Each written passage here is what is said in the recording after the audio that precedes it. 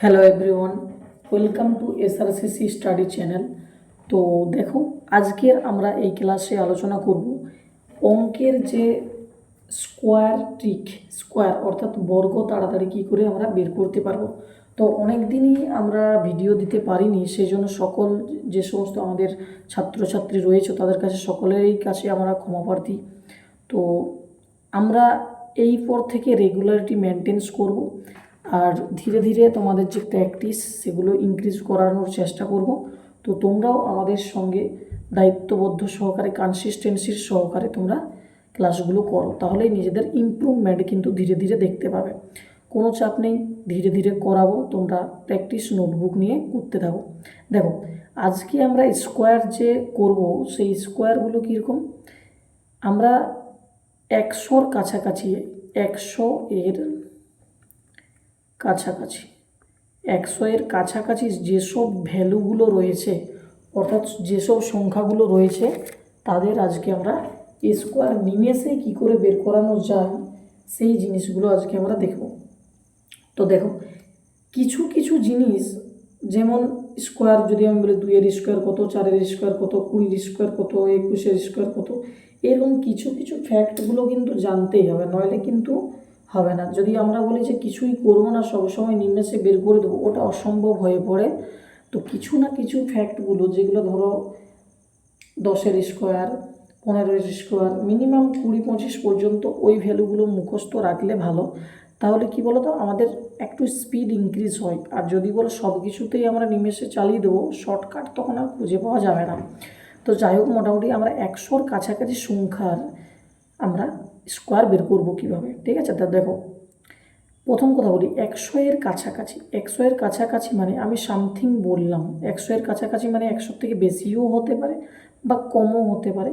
কথার কথা আমি বললাম যে 98-এর স্কোয়ার কত, অর্থাৎ 98-এর বর্গ কত হবে। দেখো, 98-এর যদি বর্গর কথা বলি, দেখো 100-এর কাছাকাছি আছে, তাহলে 98টা 100 থেকে কত কম আছে, 2 কম। এই দিকে একটা বর্ডার টেনে নেব সোজা, যত কম বা যত বেশি, 2 কম, যেহেতু 2 কম আছে, 2-এর স্কোয়ার কত, 4 লিখলাম, ঠিক আছে। এইবার যেহেতু সিঙ্গেল ডিজিট 4, সৌন্দর্য বাড়ানোর জন্য বা সৌন্দর্যতা আনার জন্য শূন্যটা দিয়ে ভ্যালুটাকে অ্যাডজাস্টমেন্ট করলাম, 4 হলো। এবারে যত কম 100 থেকে 2 কম, মেন সংখ্যাটা 98 মেন সংখ্যা, তার থেকে আবার 2 মাইনাস করলাম, কত হবে, 98 থেকে যদি 2 মাইনাস করি তাহলে হবে হচ্ছে 96। আর এই দিকের যে 04 ছিল, অর্থাৎ 04 ছিল, ঠিক আছে, কিন্তু যেহেতু সিঙ্গেল ডিজিট 4 ছিল, শূন্যটা দিয়ে আমি অ্যাডজাস্টমেন্ট করলাম, তাহলে 04টা বসে যাবে। তাহলে এটা তোমরা দেখে নাও ফোনে ক্যালকুলেশন করে, 98-এর বর্গ যদি হয় তাহলে হচ্ছে 9604। সেই একইভাবে আমি যদি 96 দেখি, 96-এর স্কোয়ার যদি দেখো তুমি, আমাদের 100 থেকে কত কম, দেখো 4 কম, 4-এর স্কোয়ার আমরা নিয়ে নেব। 4-এর স্কোয়ার কত গো, 4-এর স্কোয়ার হচ্ছে 16 হলো। মনে রাখবে, সিঙ্গেল ডিজিট যদি থাকে তাহলে আগের দিকে তোমরা কি করবে, শূন্য অ্যাডজাস্ট করবে। যদি ডবল ডিজিট হয়ে যায় কোনো ব্যাপার না, তাহলে সে যেমন থাকবে সেরকমই থাকবে। তাহলে আমরা কী করলাম, 4-এর স্কোয়ার 16 হলো। এইবারে 100 থেকে যত কম মেন সংখ্যাটা থেকেও ঠিক ওই সংখ্যাটা মাইনাস করতে হবে। মেন সংখ্যা আমাদের 96 ছিল, কত কম, 100 থেকে 4 কম, তাহলে এই মেন সংখ্যা থেকেও 4 মাইনাস করতে হবে। 96 থেকে যদি 4 মাইনাস করি কত হবে আমাদের, 96 থেকে যদি 4 মাইনাস করি তাহলে হবে 92। আর এই দিকের যে 16-র ডাটাটা এদিকে চলে আসবে, তাহলে 92 16, 9216 আমাদের 96-এর স্কোয়ার। আশা করি বোঝা গেছে। তো এটা হলো 100-র কাছাকাছি সংখ্যার স্কোয়ার। আরও দেখাচ্ছি, দেখা গেল আমাদের কাছে এলো 87-র স্কোয়ার, কোনো ব্যাপার না। 87-র স্কোয়ার কত, এই দিকে হচ্ছে বর্ডার টেনে নেব, 100 থেকে কত কম, 100 থেকে 13 কম, 13 কম মানে 13-র স্কোয়ার কত হবে, 169। এই যে 169, এই যে কিছু কিছু ফ্যাক্ট, যেমন বললাম 1 থেকে 20-25 কিন্তু স্কোয়ার মাথায় রাখতেই হবে, নইলে কিন্তু সবসময় উড়ানো যাবে না। উড়িয়ে দেবো, একদম ঝাঁপিয়ে পড়ো, এরকম তকমা রাতারাতি কেউ ভাইরাল হয় না। আর রাতারাতি ভাইরাল জিনিস বা রাতারাতি যারা উঠে যায় তাদের সেই ওঠাটা বেশিক্ষণ স্থায়ী হয় না, ক্ষণস্থায়ী থেকে যায়। তো যাই হোক 13 স্কোয়ার 169। দেখো এখানে 3টা ডিজিট চলে এসছে, তো 3টা ডিজিটের যে কনসেপ্ট সেটাও বলছি। এবার দেখো মেন সংখ্যা থেকে আমাদের কত কম, 13 কম। তাহলে মেন সংখ্যা থেকে, মেন সংখ্যা বলতে 100 থেকে 13 কম, যেহেতু 13 কম ঠিক আমাকে এইখান থেকেও 13 কমাতে হবে মেন সংখ্যা থেকে। 87 থেকে 13 মাইনাস, 87 থেকে যদি 13 মাইনাস করো কত হবে, 87 থেকে যদি 10 মাইনাস করি হয় আমাদের 77। 77 থেকে যদি 3 মাইনাস করো তাহলে কত হবে, 77 থেকে যদি 3 মাইনাস করি হয় 74। এদিকের ডাটা আমি পেয়ে গেছি 74। এইবার মনে রাখবে যে সমস্ত জিনিসগুলো এই যে বর্ডার লাইনের এই পাশে যদি 3টা ডিজিট চলে আসে, কারণ 10-এর পরেই তো আমাদের সবগুলো 3টা ডিজিটে আসবে স্কোয়ারগুলো। 100 বলো, 10-এর স্কোয়ার 100 হয়, তারপরে তোমার 11-এর 121, 12-এর 140, মানে সবগুলো 3টা ডিজিট। যখন এরকম ডাটা পাবে তখন কি করবে, এই যে একটা আগের দিকের ভ্যালুটা যেটা 69-এর আগে বাম দিকেরটা 1 আছে, তার মানে এই যে 74টা আছে না, 74টার সঙ্গে একটা প্লাস হয়ে যাবে, তার মানে এইদিকে হবে হচ্ছে 75, আর 69টা যেমন আছে বসে যাবে। কথাটা বুঝতে পারছো কী বলতে চাইলাম? এইখানে যা আছে তার সহিত এই একটা যুক্ত হলো, আর যা আছে সেম ভ্যালু 69 বসে যাবে।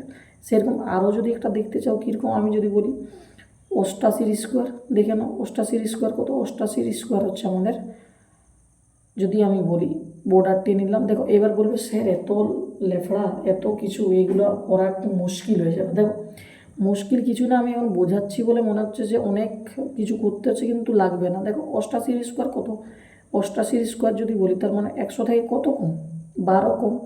যত কম তার স্কোয়ার তুমি মনে মনে নিয়ে নাও, তাহলে 144। তাহলে 144 হলো আমার, একটা তো আগে আছে। এইবার মেন সংখ্যাটা থেকেও সেই 12 কম করে দাও, তাহলে 10 কম করলে কত হয়, 10 কম করলে হয় আমাদের 78, আর 2 কম করলে হয় 76। 76 রেখে দিলে এদিকে যেহেতু 1 আছে না, তাহলে ওটা যোগ হবে, তাহলে 1 যদি যোগ হয় তাহলে আমাদের কত হবে 77।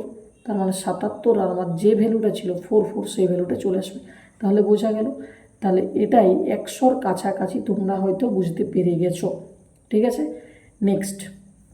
এবার তোমরা হয়তো বলবে যে স্যার আপনি তো বললেন যে 100 থেকে যেগুলো কম আছে ওগুলো বের করে দিলেন ঝ্যাট করে, ওগুলো কোনো ব্যাপার না, 87, 88 বুঝে গেছি আমরা। এইবার আমাকে দেখান যে 100 থেকে যদি বেশি ভ্যালু হয় সামথিং, আমি বললাম যে আমাদের ধরো 102-এর যদি চলে আসে স্কোয়ার, কথার কথা। দেখো বেশি বা কম যাই হোক, আমরা যেহেতু 100-র কাছাকাছি করছি, বর্ডারটা নেবে যত বেশি হোক যত কম হোক, বেশি যদি বেশি হয় তাহলে সে বেশি, যত বেশি 100 থেকে 2 বেশি, তাহলে 2-এর স্কোয়ার নিয়ে নেবে মনে মনে। সিঙ্গেল ডিজিট রাখা মানে আগের দিকে বলেছি সবসময় নিয়ে নেবে, এটাকে সিনথেসাইজ করার জন্য, ভালো কিছু দেখানোর জন্য। 4 হয়ে গেল।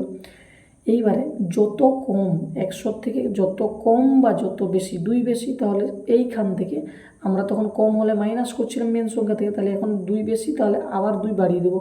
102 ছিল, 2-এর আমাদের 2 বেশি ছিল, 2 আমরা বাড়িয়ে দেবো, তাহলে 102-এর সঙ্গে যদি 2 যোগ করি তাহলে 104 হয়।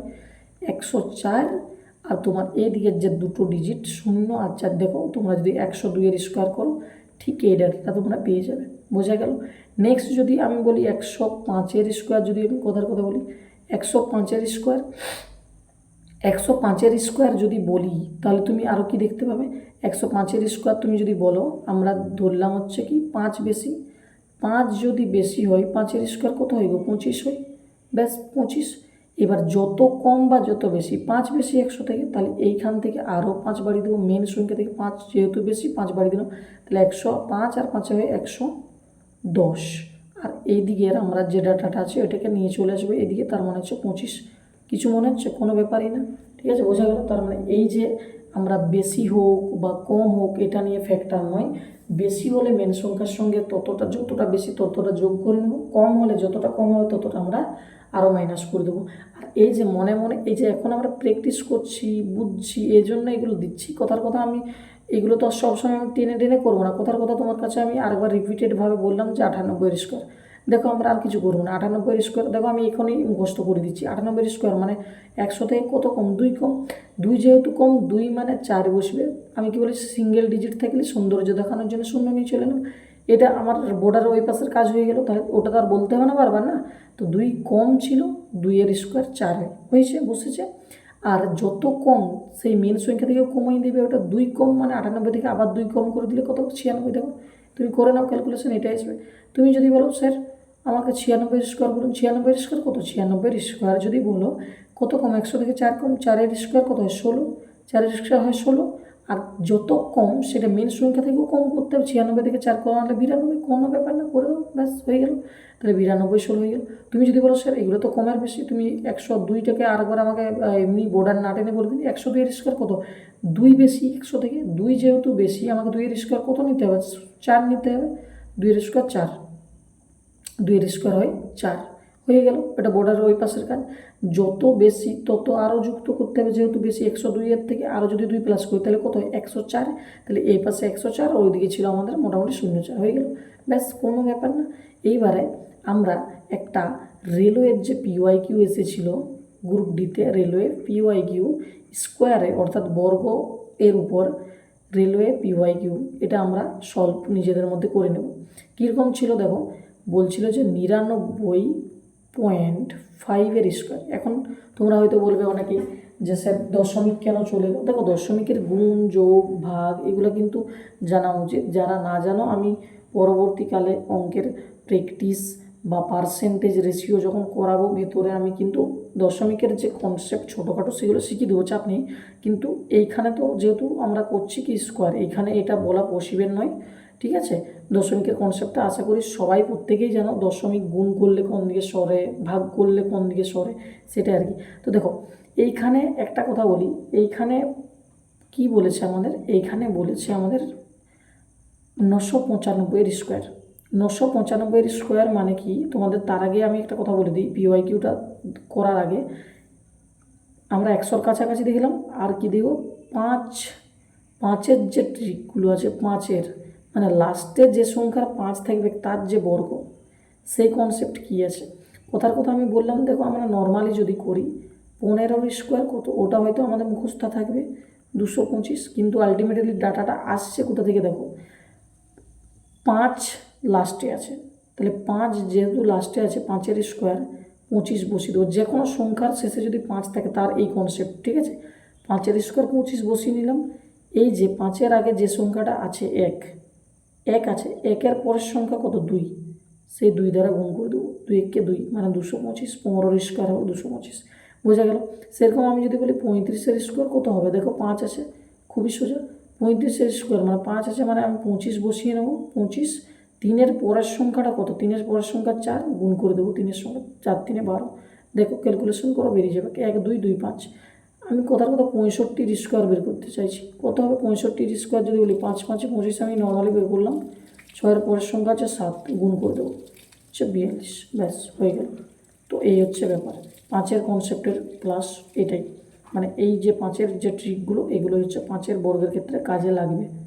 নেক্সট আমি যদি বলি, নেক্সটের কথাই আমি যদি বলি, যেটা রেলওয়ে PYQ এসেছিলো 99.5-এর স্কোয়ার। দেখো এইখানে 5-এর স্কোয়ারটা কাজে লাগছে কেমন, দেখো মজার ব্যাপার, 5-এর স্কোয়ার আমি 25 অলরেডি আমি বসিয়ে ফেললাম, 99-এর পরের সংখ্যা কত 100, তো 99-এর পরের সংখ্যা যেহেতু 100 আমি গুণ করে দেবো, তো 99 100 যদি গুণ করি তাহলে 99-কে 99 দুটো শূন্য বসে যাবে, 99 100 99 100, এই হচ্ছে ব্যাপার, দশমিকটা এখানে বসে যাবে। এবার একটা জিনিস মাথায় রাখবে, এটা হচ্ছে এর উত্তর। তো যাই হোক সেটা এটা হচ্ছে আমাদের গ্রুপ ডির একটা কোশ্চেন ছিল, তো ওই বর্গের উপরে ওই জন্য যেহেতু ক্লাসটা করছিলাম একটু আলোচনা করে নিলাম নিজেদের মধ্যে।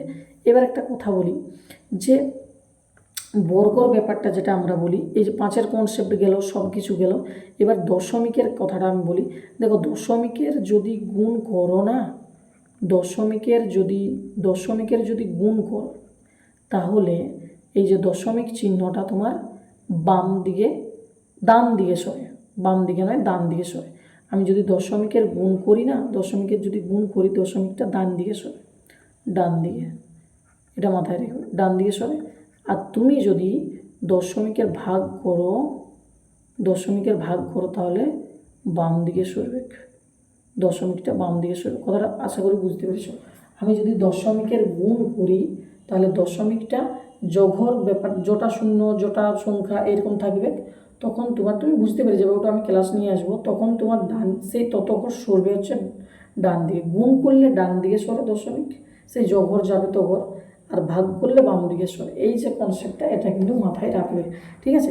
এইবারে একটা কথা, আগে এটা হয়তো অনেকেরই কোয়ারি আসতে পারে মনের মধ্যে যে স্যার আপনি এভাবে ডিজিটাল বোর্ডের আকারে করাচ্ছেন কেন। দেখো, আমাদের কিন্তু হোয়াইট বোর্ড যেটা রয়েছে এসআরসিসির কোচিংয়ে আমরা যেটুকু করাই ওইখানে আমাদের যে কোনো আমাদের যেগুলো হয় আর কি, যেগুলো বলার কোনো হয়তো ফর্ম বেরিয়েছে বা ওগুলোর ক্ষেত্রে ঠিক আছে। যখন আমরা কী বলতো কোনো অঙ্ক বলো বা যে কোনো পড়ার মধ্যে ঢুকে যায় থিওরি বেসিকে, তখন কিন্তু অতটা কিন্তু সে ডিজিটাল বোর্ডে আমাদের তো বারবার পিপিটি বানানো হচ্ছে না, হোয়াইট বোর্ডে অতটা ভ্যালুয়েবলও হচ্ছে না, যে কারণে আমরা এই যে ডিজিটাল বোর্ড যে শেয়ার করে আমরা করি সেটাই আমার মনে হয় বেস্ট, সেজন্য করালাম।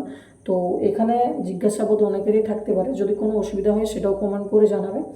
যদি স্কোয়ার যে ট্রিকগুলো ভালো লাগে তোমরা কমেন্টে সেটাও জানাতে পারো, হ্যাঁ, যদি ভালো লাগে লাইক করতে পারো। আর যদি আরও যদি মনে হয় যে এইগুলো আমাদের হেল্প হচ্ছে তো চ্যানেলটা তাহলে ফলো করতে পারো।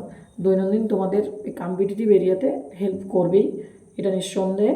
কোনো না কোনো জিনিস, দেখো কোনো জিনিসেই বৃথা যায় না, কিছু না কিছু জিনিস কোনো না কোনো জায়গায় যেহেতু করছো কাজে লাগবেই একদিন, হ্যাঁ। তো ধীরে ধীরে করতে থাকো, নিজের কনসিস্টেন্সি বজায় রেখে।